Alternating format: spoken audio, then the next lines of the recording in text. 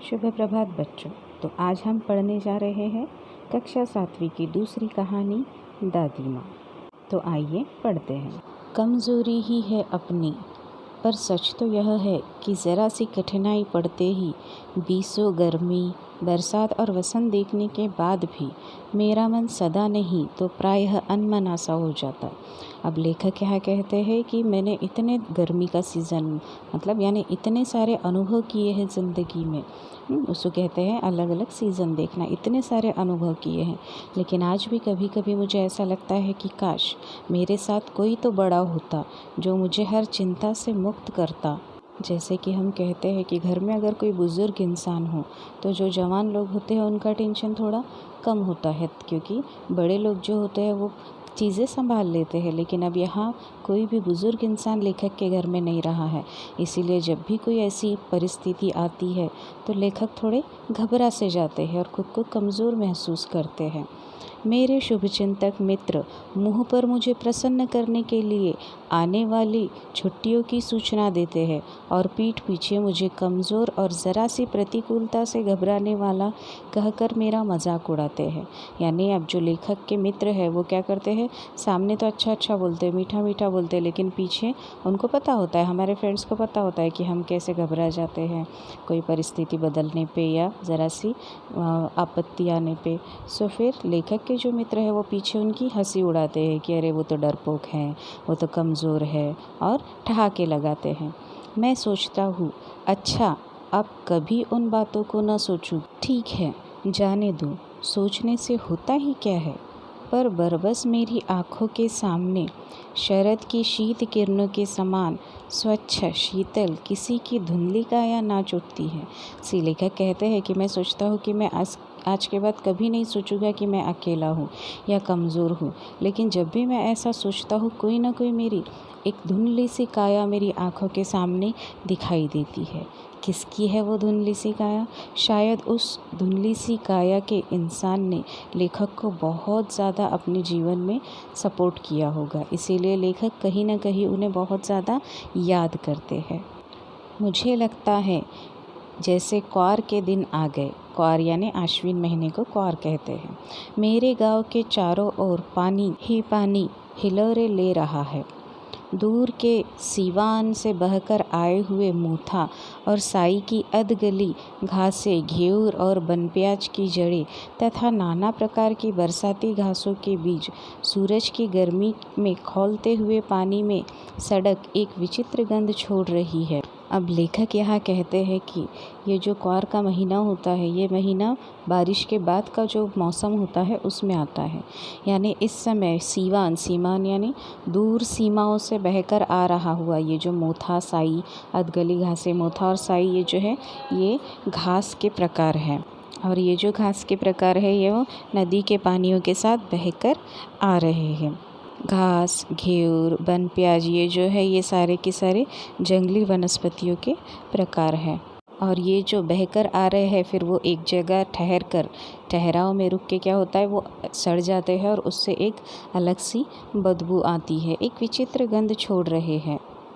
रास्ते में कीचड़ सूख गया है और गांव के लड़के किनारों पर झाग भरे जलाशयों में धमाके से कूद रहे हैं। अब जो बच्चे होते हैं उनकी मस्ती शुरू है, जो जलाशय है उसके अंदर ऊपर से कहीं से तो बच्चे क्या करते हैं पानी में छलांग लगाते हैं, और उससे जो झाग भरा पानी है, जो पानी ऊपर से गिरता है मानो वहाँ ऐसा फेस बन रहा उस पानी का। अपने अपने मौसम की अपनी अपनी बातें हैं। अब हर चीज़ की एक स्पेशलिटी होती है, हर मौसम में अलग अलग खाने को मिलता है, ये भी एक तरह से उस मौसम की खासियत है। आषाढ़ में आम और जामुन न मिले चिंता नहीं, अगहन में चिवड़ा और गुड़ न मिले दुख नहीं, चैत के दिनों में लाई के साथ गुड़ की पट्टी न मिले तो अफसोस नहीं, पर क्वार के दिनों में इस गंधपूर्ण झाग भरे जल में कूदना न हो तो बड़ा बुरा मालूम होता है। यानी यहाँ लेखक कहते हैं कि बच्चों की जो मस्ती होती है, एक बार किसी सीज़न में कोई चीज़ खाने को नहीं मिले तो बच्चे एडजस्ट कर सकते हैं, लेकिन अगर वो सीज़न में की मस्ती ना हुई हो तो बहुत ज़्यादा बुरा लगता है। मैं भीतर हुड़क रहा था। एक दिन ही तो कूद सका था, नहा धोकर बीमार हो गया। अब लेखक को क्या हो गया है, लेखक ने नहा धोया तो था, लेकिन मैं चादर लपेटे सोया था। के बाद दादी माँ आई, बीमार पड़ गई और हल्का सा जो उसी झाग वाले जल में बुखार होता था। लेखक को गाँव के लोग क्या करते हैं, वही नदियों के पानी में ही ध्यान देता नहाने जाते हैं। लेकिन ये जो बुखार इस बार चढ़ा था, ये बुखार शरीर पर सफेद सफेद एक बार किनारीहीन चढ़ता ही गया और उतरा सफेद बालों रात के 12 बजे के बाद सब जो है वो चिंतित हो गए। टपक के हुए जल की शीतलता, अब नहा कर आई है और दादी के बालों में से क्या है, पानी की बूंदें टपक रही है और सफ़ेद कलर की धोती दादी ने कपड़े यानी साड़ी जो है वो लपेटी है। आते ही उन्होंने सर पेट छुए, आंचल की गांठ खोल किसी अदृश्य शक्तिधारी के चबूतरे की मिट्टी मुंह में डाली। अब जो पहले बूढ़े बाढ़े होते थे, जो दादा परदादा ऐसे जो वो लोग जो बहुत ज़्यादा सीनियर लोग होते थे, उनका बहुत विश्वास था कि उस भगवान की मिट्टी ला लो, उस भगवान का अंगारा दिला दो, अंगारा खिला दो, उस भगवान का तीरथ लाके उसमें शक्ति मानते थे वो लोग कि इसमें सच में शक्ति होती है। तो उस ज़माने में वो भी उपचार किए जाते थे। तो दादी माँ ने उनकी जो पल्लू था उसमें से एक गांठ खोली और कुछ अंगारे जैसा मिट्टी जैसा लेखक के सर पे मुंह में डाला और माथे पर लगाया। दिन रात चारपाई के पास बैठी रहती, कभी पंखा झलती, कभी जलते हुए हाथ पैर कपड़े से सहलाती, कभी ठंडे पानी की पट्टियाँ रखती और कभी रात भर उनकी देखभाल करती रहती। सर पर दालचीनी का लेप करती और 20 बार छू छू कर ज्वर अनुमान करती। ज्वर यानी बुखार की उतरा है नहीं उतरा, ये दादी देखती रहती। हांडी में पानी आया कि नहीं, उसे पीपल की छाल से छौंका कि नहीं, खिचड़ी में मूंग की दाल एकदम मिल तो गई है, कोई बीमार के घर में सीधे बाहर से आकर तो नहीं चला गया, आदि लाखों प्रश्न पूछ कर घर वालों को परेशान कर देती थी। यानी भले ही दादी माँ खुद काम नहीं करती थी, लेकिन पूरे घर में उनका ध्यान होता था कि कौन क्या कर रहा है, कैसे कर रहा है, और ज़रा सा भी कोई काम उल्टा सीधा दादी माँ को नहीं जचता था। दादी माँ को गवई गाँव की 50 किस्म की दवाओं के नाम याद थे। गांव में कोई बीमार होता उसके पास पहुंचती और वहाँ भी वही काम। सी दादी माँ को अब जो झाड़ पाला की जो दवाइयाँ होती हैं, पेड़ पौधों की जो आयुर्वेदिक किस्म की दवाइयाँ होती थी, ऐसी ढेरों सारी, हर बीमारी पे उन्हें इलाज पता था और लोग उनको आते थे उनसे दवाइयाँ पूछने के लिए। हाथ छूना, माथा छूना, पेट छूना, फिर भूत से लेकर मलेरिया, सरसाम, निमोनिया तक का अनुमान विश्वास के साथ सुनाती। महामारी और विषुचिका के दिनों में रोज़ सवेरे उठकर स्नान के बाद लवंग और गुड़ मिश्रित जलधार, गूगल और धूप। अगर किसी प्रकार की महामारी है और विषुचिका यानी अगर किसी को बिच्छू वगैरह ने काट लिया है तो उस पर कौन सी दवाई लगाने से वो जो बिच्छू का डंक है, वो जो दर्द है, वो कैसे गायब होगा। उसके बाद महामारी है तो भगवान से लेकर तो अंधश्रद्धा वगैरह सब कुछ मानती थी और सब कुछ इलाज भी करती थी। सफाई कोई उनसे सीख ले, सफाई की बहुत ज़्यादा प्रिय थी। दवा में देर होती, मिश्री या शहद खत्म हो जाता, चादर या गिलाफ नहीं बदले जाते तो वे जैसे पागल हो जाती। सी गंदगी बिल्कुल भी नहीं भाती थी उन्हें। हर जगह उन्हें साफ़ सफाई चाहिए थी और अगर कहीं गंदगी दिख जाती तो सबकी खटिया खड़ी हो जाती। बुखार तो मुझे अब भी आता है, नौकर पानी दे जाता है, मेस महाराज अपने मन से पकाकर खिचड़ी या साबू, डॉक्टर साहब आकर नाड़ी देख जाते हैं और quinine is the medicine, quinine दवाई का नाम है जो मलेरिया पर दी जाती है। क्विनाइन मिक्सचर की शीशी की तीताई के डर से बुखार भाग भी जाता है। बहुत ज़्यादा कड़वी होती है दवाई क्विनाइन की, पर न जाने क्यों ऐसे बुखार को बुलाने का जी नहीं चाहता सी। लेखक कहते बुखार वही अच्छा लगता था मुझे जब दादी माँ मेरे पास बैठकर मेरा ध्यान रखती थी, मुझे हर पल सहलाती थी, प्यार से सर पे हाथ घुमाती थी। लेकिन अब बुखार अच्छा नहीं लगता क्योंकि अब कोई वैसे सहलाने वाला नहीं है। किशन भैया की शादी हुई, दादी माँ के उत्साह और आनंद का क्या कहना। दिन भर गायब रहती, सारा घर जैसे उन्होंने सर पर उठा लिया हो। अब जो बड़े लोग होते हैं ना, जो बड़े सीनियर लोग होते हैं फैमिली में के, उनको बहुत ज़्यादा टेंशन होता है और वो ऐसा समझते हैं कि सारे काम उन्हीं पर डिपेंड है। तरह दादी माँ भी जो थी, दादी माँ को ऐसा लगता था कि सारे के सारे काम उन्हीं निपटाने हैं, बाकी उनके सिवा कोई भी काम नहीं कर रहा। पड़ोसिन आती, बहुत बुलाने पर दादी माँ आती, बहिन बुरा न मानना, कार परोजन का घर ठहरा। एक काम अपने हाथ से न करूँ तो होने वाला नहीं है। दादी माँ बातें कर रही है कि अगर कोई काम अपने हाथों से नहीं करती ना तो वो काम ही नहीं होता है।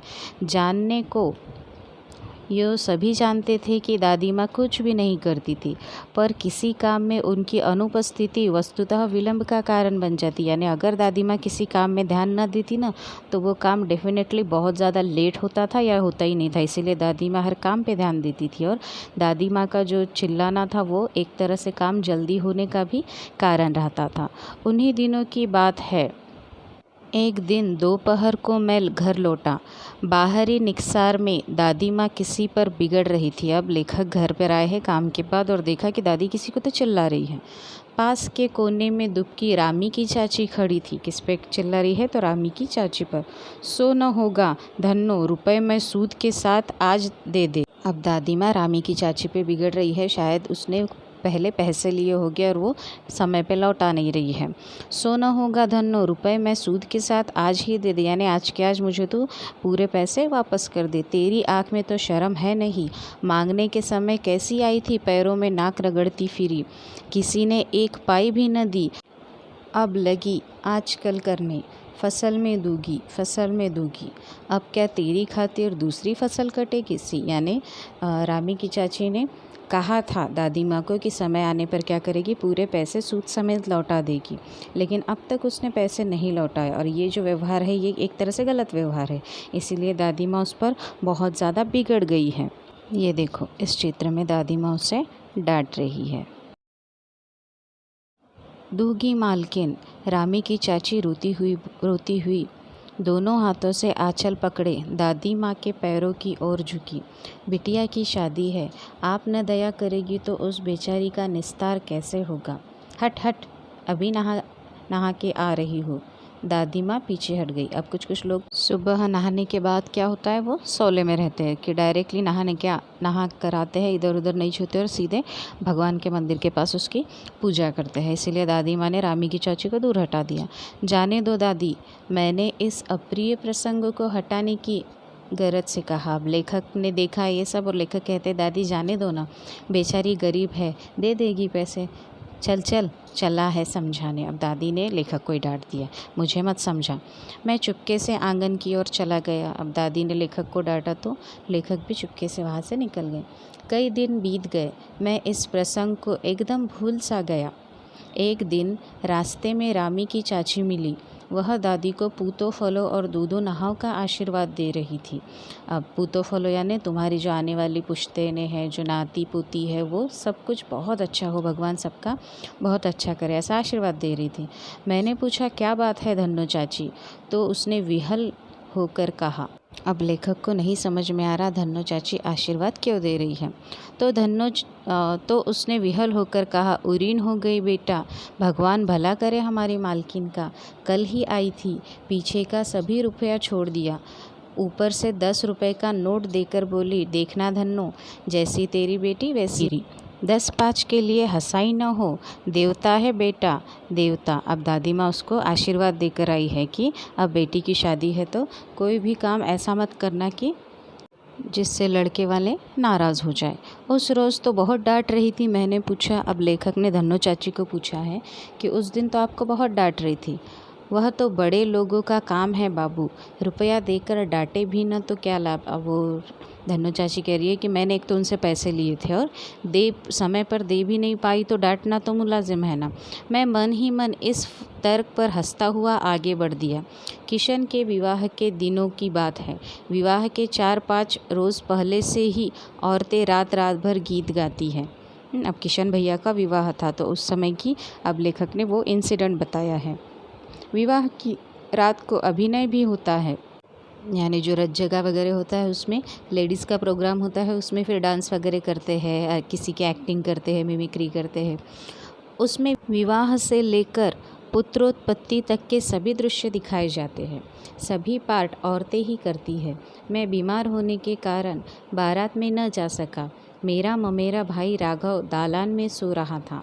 वह भी बारात जाने के बाद पहुंचा था। औरतों ने उस पर आपत्ति की।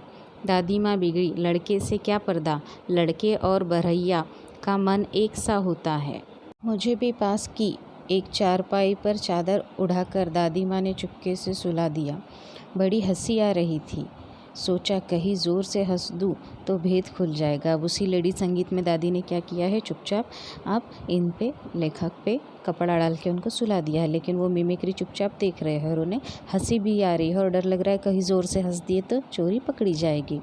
पर भाभी की बात पर हंसी रुक न सकी और भांडाफोड़ हो गया और भाभी ने कुछ हंसी मजाक की बात कह दी जिस पे लेखक का भांडाफोड़ हो गया और सबको पता चल गया कि लड़के इस संगीत में आए हैं। टीबू की माँ ने चादर खींच ली।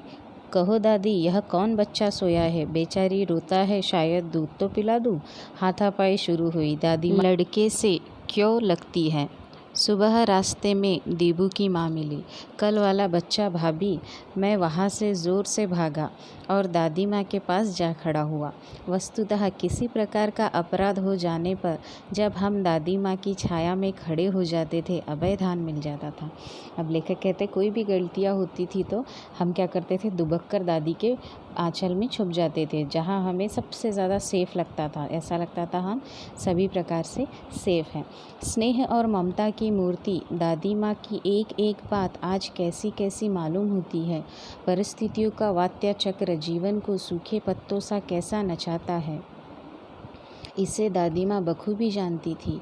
दादा की मृत्यु के बाद से ही वे बहुत उदास रहती। संसार उन्हें धोखे की टट्टी मालूम होती। दादा ने उन्हें स्वयं जो धोखा दिया, वे सदा उन्हें आगे भेजकर अपने पीछे जाने की झूठी बात कहा करते थे। दादा की मृत्यु के बाद कुकुरमुत्ते की तरह बढ़ने वाले मुँह में राम बगल में छुरी वाले दोस्त की शुभ चिंता ने स्थिति और भी डावाडोल कर दी।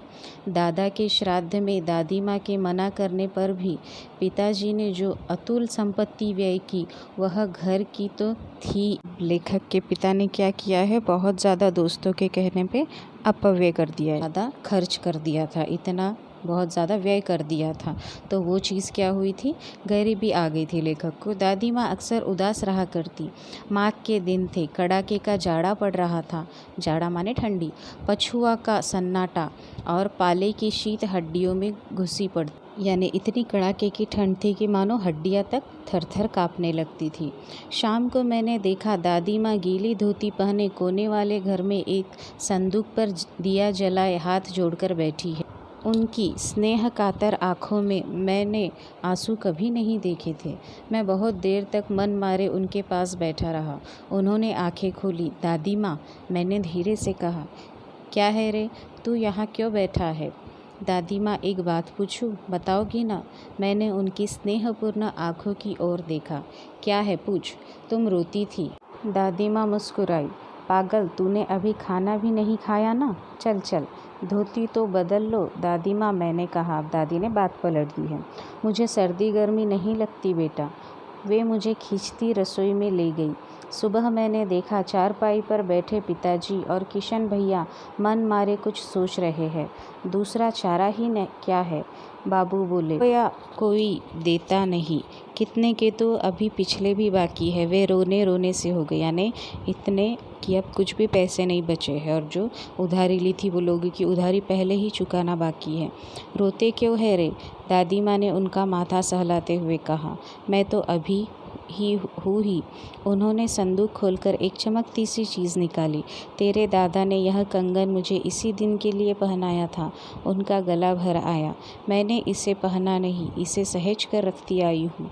यह उनके वंश की निशानी है। उन्होंने आंसू पोंछकर कहा।